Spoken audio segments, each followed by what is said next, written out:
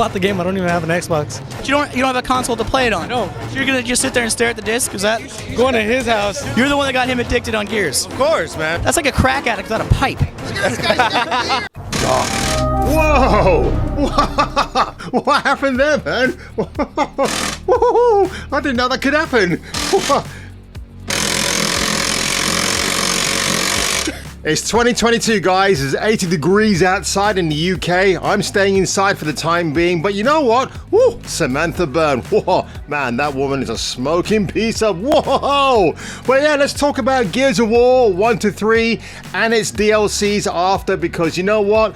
In a landscape of video games right now where we can get excited about a few things, in Microsoft's case, 12 months time, we can enjoy some of the fruits of their goodness. We're going to go back to some OG games I still love to play even today.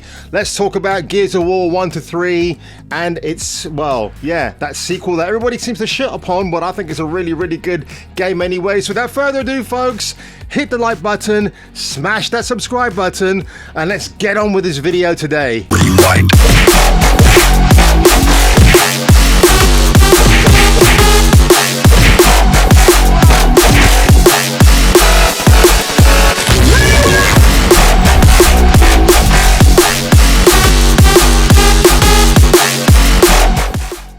Yeah, let's talk about Gears of War, man. Wow, this game. Now this, the OG trilogy, I don't care about 4 and 5, but I will be making a separate video about them as well.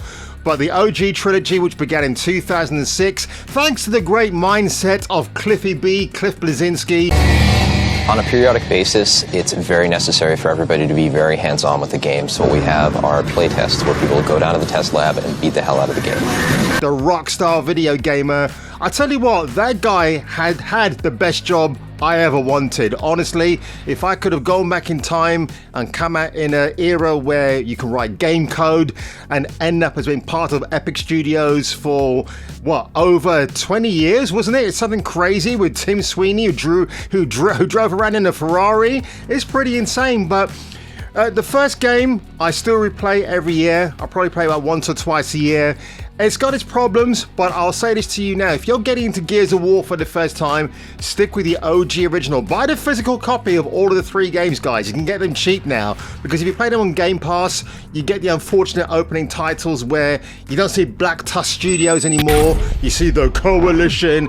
And yes, while they've obviously, you can't deny the fact that in terms of a graphical fidelity, an upgrade, the Gears 4 and 5 look great, but the fact they're called Gears 4 and 5, I know Gears of War 4 and 5 is a bit irksome to me, so I don't like that. But we got to suffer insufferable bitches like Kate Diaz as part of that franchise moving forward, which is why I hate that so much. And you know my views here about shoving in the female as the main protagonist, but they have to be insufferable with it. I can't stand that. Why can't we all have equal footing? But I guess this is 2022, folks, so whatever. So the fact that Cliff Bleszinski has said in a recent interview as well, actually it's not recent, it's going back, it was a keynote speech he made, I think in 2012, where, you know, he's one of these people that is out in the public eye and people just didn't like the look of him or his arrogance, but he said it's better to be loved and hated than to be ignored. And I think that's a fantastic quote that even I am adopting. That's a great mantra to have. But Gears of War 2, which came out in 2008, solid game. It improved on the mechanics of the first one. The thing I hated about the first game was that last act, that boss fight with Ram, where you're on that moving train, which is pretty cool. But then you had to spam him with so many bullets until you get that cutscene where he dies. But the game doesn't allow you to make dirty moves or dirty flanks where you can just try and outgun him or outmaneuver him. It wouldn't allow you to do that, which I thought was really, really unfair. And that was on the normal level. That wasn't even on the hardest difficulty. But when we had Gears of War 2, and man, that just took it to a whole new level. We met characters like Dizzy with the cowboy hat and the bro beard. And then we meet Betty, the vehicle he likes to ride on, which is awesome. That whole sequence where you're taking out the flying, the locusts that are coming after you, and you get attacked from, it's like air and ground attacks at the same time. It was pretty insane stuff, man. Then we get Dom and the loss of Maria. That was just awful to watch, a really, really heartbreaking scene, but nevertheless, it kind of had to make its point there, which I thought was great. I'm just going to put this down. I might call her Betty, actually, like my auntie.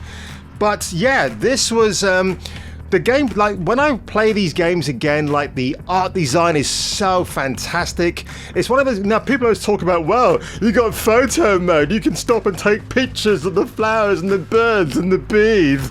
But for me, I'm like, no, I just want to pause and look around me, because this environment, the art design is just fantastic. You don't see this anymore, which I just find so soul destroying. But then, you know, we get to Gears of War 3, which for me is my favorite of the trilogy. It really is, because simply, and I've got to put my sunglasses on here because folks, the sun is blaring in. Even though I've got curtains drawn, it's kind of getting a bit crazy out there. But I got to say, Gears of War 3, why it's a real personal game for me, like it is for the writers as well, and the producers of those games.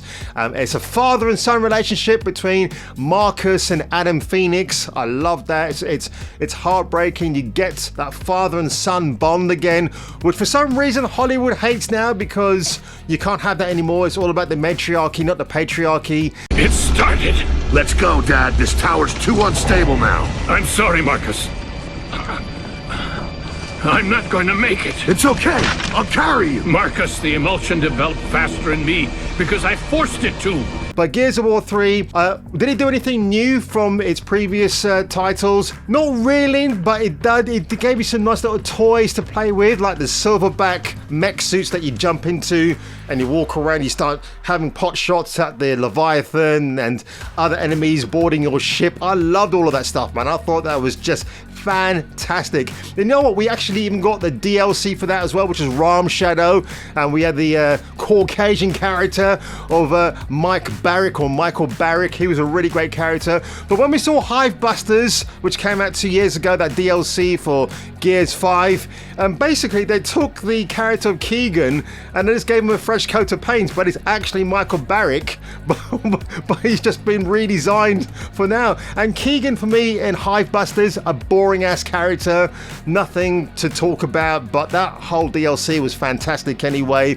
And so when you play Ram Shadow, it's really cool. You get Michael B. Jordan, one of his earlier roles too, as Jace. I believe that's him. And yeah, it's a great DLC. It's for the fact you can download it and keep it now on, if you've got the physical copy of the game, is great, which I do. I love all the covers for the original Gears games. I've even got the Japanese edition for Gears Judgment, of all things. Now, Gears Judgment, I will talk about that very quickly as well. It's just a great way they read. They're kind of telling the story through flashbacks, and Dominic Baird is the star this time, which I love. And obviously, he's got some really cool comrades with him. And like the whole design of that game, and of course it's a bit of a swan song for Cliff Bleszinski and Tim Sweeney. That was the last Gears title with Epic that they ever made before they parted ways. But then at the same time, we did get Bulletstorm as well, which is also set in the Gears universe, which I loved, and I wish they could have really have capitalized on that one, guys, but they didn't, and I don't know why. I'm kind of disappointed by that. It's a real shame. But you know, when you get to Gears 4 and 5 now, oh god, I tell you what, I don't know what's happening. The fact they're calling it Gears 4 and 5, not Gears of War 4 and 5. And I've got other reasons why that series has suffered. I mean, apart from the obvious, which is Kate Diaz. I cannot stand that bitch. She's just awful. And for some reason now, when we look at Games Pass, who do you see as one of the headlining characters? You see Kate Diaz, you see Master Chief, you see the chick from Sea of Thieves, and you see a dragon at the end. But in 2015, it was Lara Croft, it was Master Chief, it was Marcus Phoenix, it was the guy from Fable. So again, Microsoft are kind of veering towards the matriarchy of video gaming, and Sarah Bond, as much as I like her as a person, to me she doesn't strike me as a hardcore gamer. I watched an interview of her recently where she was being interviewed by UK Xbox. I think it was Charlie Pride, I think that's her name. And she was asking Sarah Bond, like, what video games do you like to play? And Sarah's like picking all these gentle, nice titles.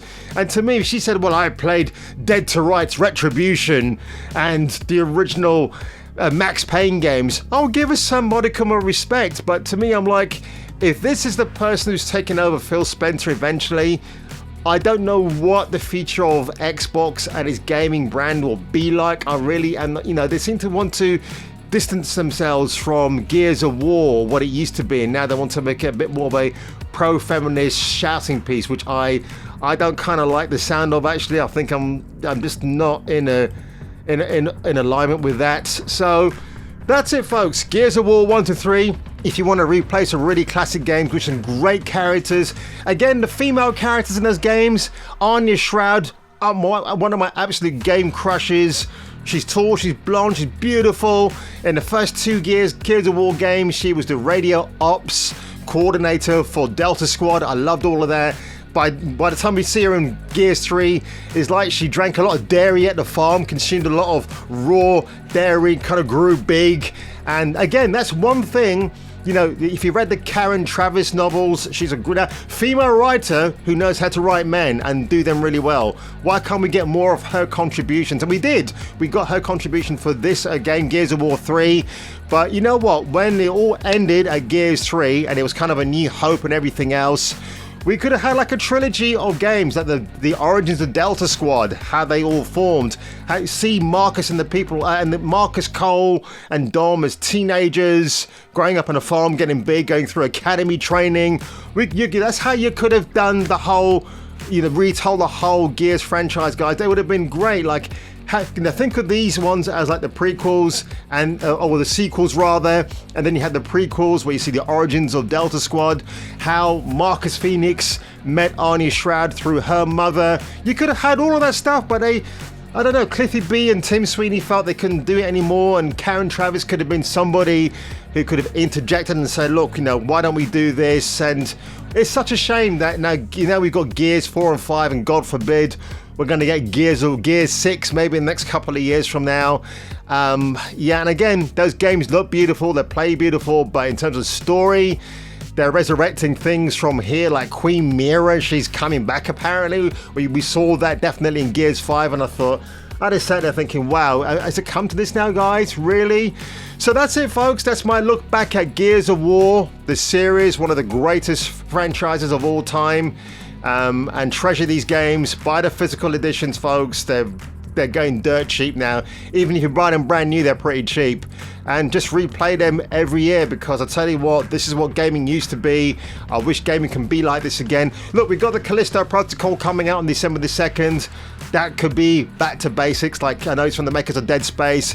It might have a vibe of this. I think I've got a theory about Callisto Protocol as well, where the antagonist who's terrorizing the protagonist in his penal colony, I'm thinking of Billy Connolly for some reason. He could be like this surrogate father interrogating his surrogate son. I kind of get those vibes when I think about it afterwards. I could be wrong, but there's nothing wrong with speculation, is there? So folks, if you enjoyed this look back at Gears of War, the series, the OG, make sure you hit the like button below. Make sure you like that subscribe button. Well, you can like the subscribe button. It's rather pretty, isn't it? And maybe share this video out there, because I want to get eyes, I want to get views to my channel. YouTube is just doing a very weird thing at the moment, and you can probably see from some of my recent videos, I'm trying not to toe the line too much, because if you show the wrong thing, if you say the wrong thing, oh boy, they just come after you, and I don't understand it. I thought YouTube was looking out for the smaller man and the smaller woman, but what do I know? I'm just a nobody who sits in my room when he's not working, making these videos for you, and I enjoy the heck out of it. So folks, again, if you enjoyed everything that you saw today, and if you were me, and if I were you, I would check out my next video. That's from Dom. And everyone else you killed, you bitch.